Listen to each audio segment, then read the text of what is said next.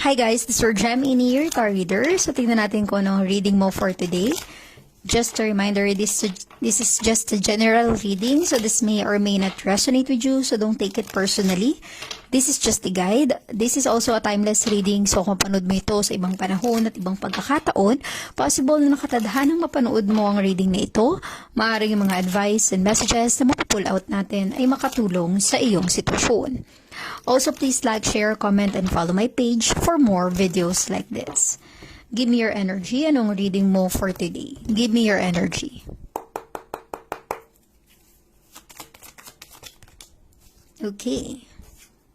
You have the Temperance energy.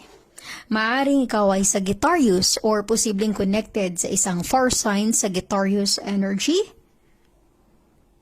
Possible na may letter N sa pangalan mo or may letter N sa pangalan ng person na connected sa'yo. Posible rin may letter T.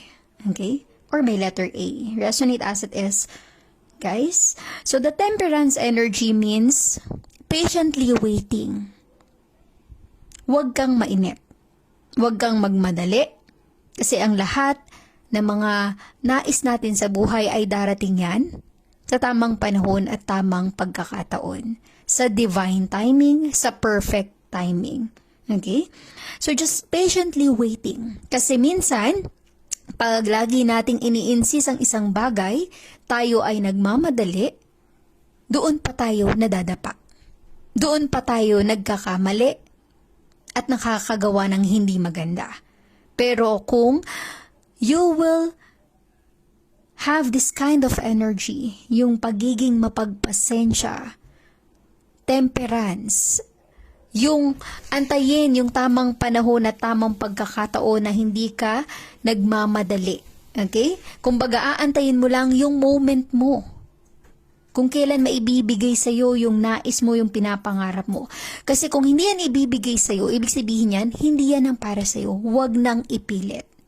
Pero kung yan ay para sa'yo, darating yan sa perfect timing, sa divine timing. Okay? Kung nakikita mo yung temperance, binabalance niya kung ano yung meron siya. Binabalanse niya. Meaning to say, hindi sa lahat ng oras nakukuha natin yung gusto natin. Kasi ibig sabihin yan, may mga bagay na hindi talaga para sa atin, kaya wag nang i-insist. At antayin mo kung ano yung talagang para sa'yo.